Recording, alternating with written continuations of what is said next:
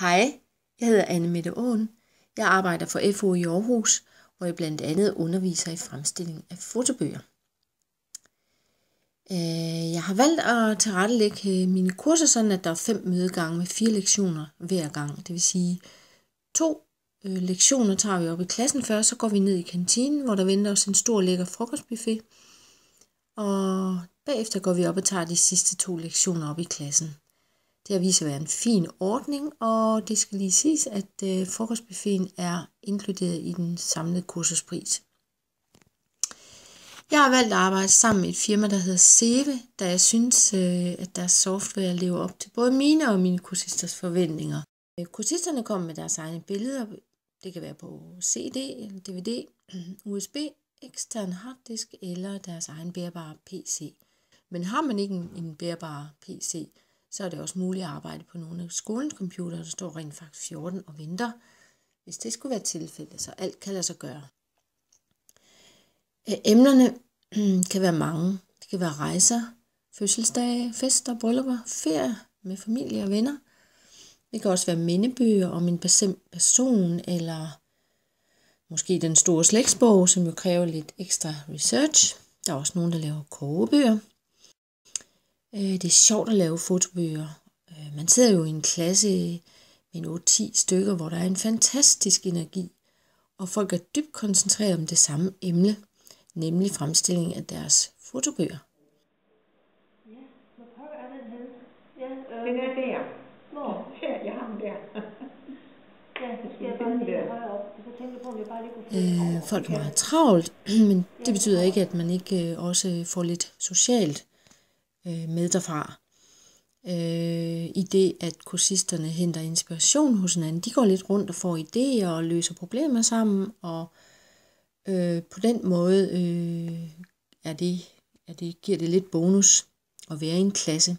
Selvfølgelig er det jo muligt, at man også kan sende sine billeder ind til Seve, så fremstiller de selve fotobogen for en, og så kommer der en flot, fin fotobog tilbage. Men det er måske nok mest interessant at kunne sætte sit eget personlige præg på sin fotobog ved at designe den selv. Og det er jo det, der oftest foregår i mine timer eller på mine kurser. Det er jo sådan, at det arbejde med en fotobog faktisk også har en terapeutisk virkning. Det arbejde med billederne gør, at man genoplever, genfortolker oplevelser og situationer fra ens liv. Og det kan faktisk godt være en stærk og dejlig oplevelse. Så jeg mener, at arbejdet, altså selve processen med at fremstille en fotobog, den er lige så vigtig som selve resultatet. Når vi så snakker resultat, så vil jeg nok sige, at jeg synes, at de bøger, jeg har set komme tilbage, er meget, meget, meget flotte.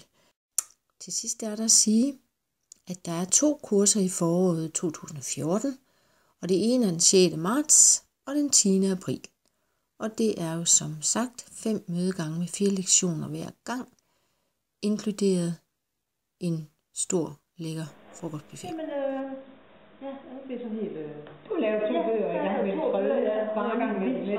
Og jeg er bare vildt begejstret for det. Og jeg har lavet en bog om vores familietur til Florida, og det er blevet en fantastisk bog, og det er rigtig dejligt, i stedet for at man sidder og kigger på sin computer, så kan vi i fællesskab sidde og kigge i en bog. Det giver rigtig, rigtig meget. Og jeg har også lavet en tur om vores forskellige skiferier og sådan noget, det er også rigtig godt. Og i øjeblikket er jeg i gang med en bog omkring en tur til Litauen, Vilnius, og nogle forskellige andre ture, og det glæder jeg mig også rigtig meget til at se, at den bliver færdig. Men man lærer noget for hver gang, man laver en fotobog. Der er nogle ting, man godt kunne have gjort anderledes, men man bliver jo dygtigere hen ad vejen. Ja. Og det er skønt ved at sige, det skulle man lige have. Præcis. Ja, lige præcis. Ja. Men jeg er jo gået i gang med et helt andet projekt, for jeg har samlet alle mine billeder fra jeg blev født i 1945 og frem til i dag, og troede, at jeg kunne lave noget, der sådan var sådan her i mit liv. Men det ender med at blive sådan plukt fra familiealbummet, og den første bog, der bliver på næsten 100 sider, det er fra 1945, og så de første 50 år, og slutter med, at min mand han dør i 95.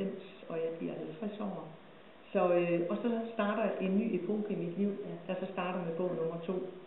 Men ud over det at finde billeder, og ja, altså ud af tusindvis af billeder og lysbilleder, og så vælge, hvilke nogen vil man have frem. Men alle de billeder, de har ligget i kasser og i album, og ingen har set dem.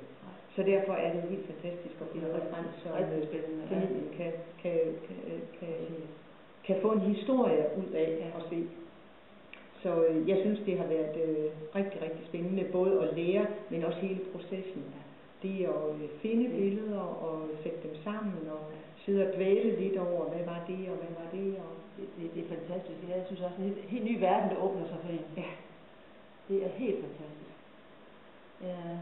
Ja, det optager mig meget i hvert fald. Jeg synes, det er spændende. Rigtig spændende.